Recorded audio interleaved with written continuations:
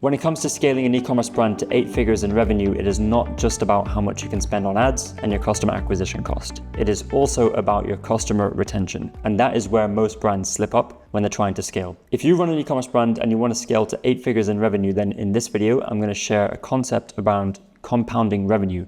I'm going to be sharing one of the key metrics that you should be optimizing for, and I'm going to share some actionable insights you can apply today to start increasing that metric. Okay? So let's dive in. Okay, so let's talk about compounding revenue. And first off, why does this even matter? Well, as an e-commerce brand, only about 20 to 30% of the customers you acquire are likely to come back and purchase from you a second time, let alone a third or fourth time, right? And what this means for most e-commerce brands is that they're on a hamster wheel of constantly needing to acquire more customers than the previous month just to continue growing, right? While at the same time, you're trying to combat rising CPAs. So if you're watching this and you're thinking, okay, the only way I can scale is every month I need to be spending more on ads, right? Increase the spend, increase the spend, increase the spend. The challenge that most brands face is that when they do that, their CPAs start to rise and then all of a sudden they become unprofitable, right? Even though they're doing more revenue. And this is exactly what I want you to avoid, okay? So what if you could acquire customers and have the majority of them repeat purchase from you, creating a compounding effect on your revenue every single month? Or what if you could maintain the same level of ad spend every month, acquire customers profitably, and then still grow your revenue every month because you have a strong repeat purchase rate? So let's talk about one of the most important metrics for this compounding revenue growth, and that is LTV. LTV is the amount a customer spends with you over their lifetime. This metric is only useful when you define the time frame, because LTV only matters to you when it's realized, meaning when you receive that value, right? So if you have an LTV, of course, over let's say 36 months, there's not a lot of use in that because you have to wait 3 years to realize that value, right? So let's talk about the timeframes and their common benchmarks. There's really two, maybe three main timeframes that you want to be looking at. The first is a 30 to 60 day LTV. And the benchmark for this is you want your 30 to 60 day LTV. This could be 30 days or 60 days. It really depends on your repeat purchase cycle. You want that to be 30% higher than the first purchase AOV, okay? So if your first purchase AOV is $100, after the 30 or 60 day mark, you're gonna want that LTV to be $130, okay? And the 365 day LTV, so after 1 year, you want that to be 100% higher than the first purchase AOV.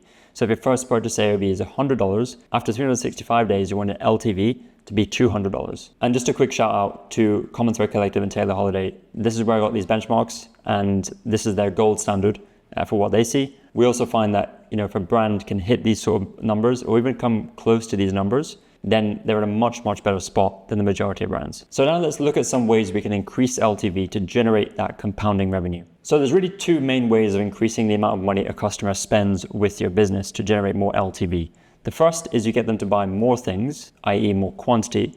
And the second is you get them to buy more often, i.e. the frequency. Now, when we're thinking about quantity, this is getting customers to purchase either more of the same product and or purchase additional products as well. For more of the same product, instead of selling them one item, sell them 2 or 3 of the same item as a bundle offer. These work really, really well for first-time customer acquisition, but also on the back end, you can upsell them multiple bundles. These sorts of bundles work really, really well on the front end to increase your AOV and lower your customer acquisition cost, but they also work really well post-purchase. And think about how you can get people to purchase more items, not just for themselves, but for other family members, other friends to use. And when we're thinking of getting customers to purchase additional products from us, it's all about expanding your product range with complementary products so you can cross-sell customers on these products. Now, you might already have complementary products, which is amazing.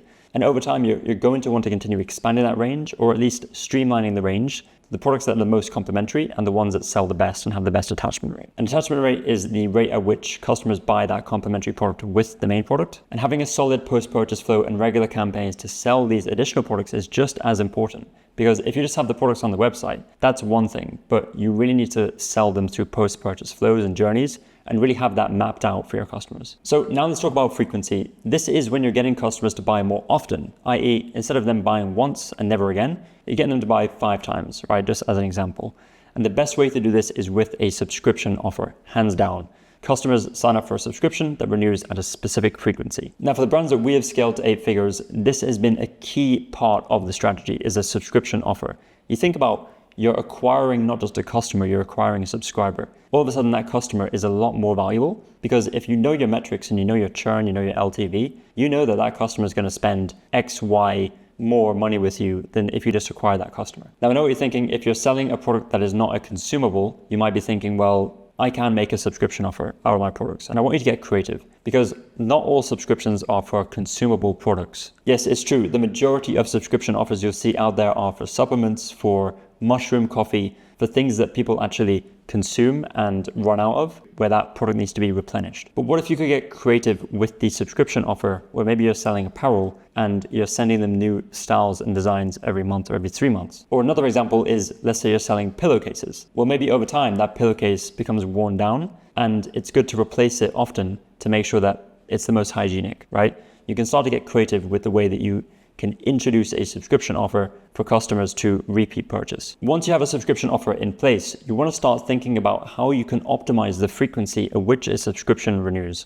So of course, the easiest way is just to play with the time frame, right? Instead of every 3 months, maybe you have the option for it to renew every 1 month, right? I've seen this very much with consumables, drinks, food and beverage, is that it really depends on the timeline at which a customer consumes. So they have the option to renew every 1 month, every 3 months, etc. Okay? Another more fundamental way that you could optimize the frequency at which a subscription renews is to make the products in a smaller size or quantity for the consumables. So let's just say your skincare cream is currently at 150 mils in size. Now, what if you could make a 100 ml size, which still works and is still very valuable for the customer, but it runs out faster, meaning the customer needs to purchase it more often. Now, we're not trying to scam customers into paying more for smaller quantities, right? But what we're doing is we're just increasing the frequency at which they're repurchasing. They're still getting the same product, they're still getting the quality and the benefit of the product, but they're purchasing it more often. And a third way you can increase the frequency at which a subscription renews is you can advertise more use cases for the product, so customers use the product more often, and therefore it runs out faster and the frequency is higher. An example of this for the face cream, let's just say it can actually be used for the body as well, right? Not just for the face. And therefore it's going to be used more often and it's going to run out faster, meaning they're going to need a replacement sooner. Or apply twice daily for best results. And again, you can get creative with this style of thinking, right? If you're selling maybe a physical product that's not necessarily a consumable, you can think about how much more often can it be used, where things may need to be replaced on that product. And finally, let's talk about some keys to acquiring subscribers. The first, and of course the most important, is having a strong offer. And I recommend not just having a subscribe and save 10% offer. That is not very attractive, right? So the way you can make it more attractive is you add more perks that a customer would not get if they purchased a one-time option. Some examples of these perks could be faster shipping. Another one could be priority customer support. It could be free package protection with their order. Another one could be they may get a standing store discount of 15% on any products they want. And you can even add things in such as free gifts that come with the subscription offer. The second key to acquiring subscribers and having a successful subscription program is knowing your LTV data to determine how much you can spend to acquire a subscription customer. Now, if you're just starting out with a subscription offer, then of course you're not going to have LTV data yet. But over time, over the course of 30 days, 60 days, 90 days, 6 months, and so on, you're going to start getting LTV data, which you can then use to maybe tweak your customer acquisition cost targets. The whole thing we're trying to do here is trying to determine that ideal CPA target that allows us to still acquire customers profitably, but maybe at a higher CPA, and that allows for a higher level of ad spend. And the third key to acquiring subscribers is, of course, having a solid product and customer experience, which directly equates to low churn. So when you have a subscription program, another metric that you're going to want to keep a close eye on is your churn rate. Churn rate is the rate at which customers are pausing or canceling their subscription. And of course, the lower this number is, the better it is for you, because the faster you're going to compound the number of subscribers that you have, and the faster you're going to compound the revenue that's coming in from the subscription program. So the gold standard for churn in e-commerce is sub 5%. And the way at which you get to 5% or lower in churn is the product itself needs to be solid, right? It needs to be really high quality. The experience that the customer gets with the product needs to meet the expectations. And on top of that, you should have fast delivery that meets the expectations as well. You should have solid customer experience and customer support. Everything from the unboxing to, the handwritten note that you place inside the box, to the customer support, the speed of the response, the ability to solve tickets, right? So think about your customer support, and as you scale your business, think about how you need to scale your customer support operation as well. Okay, so that is it for this video. I hope you found this one helpful, and I hope a lot of this stuff you can start applying into your business to start increasing your LTV and start reaping the rewards of the compounding revenue effects in your business. Okay, I'll see you in the next one.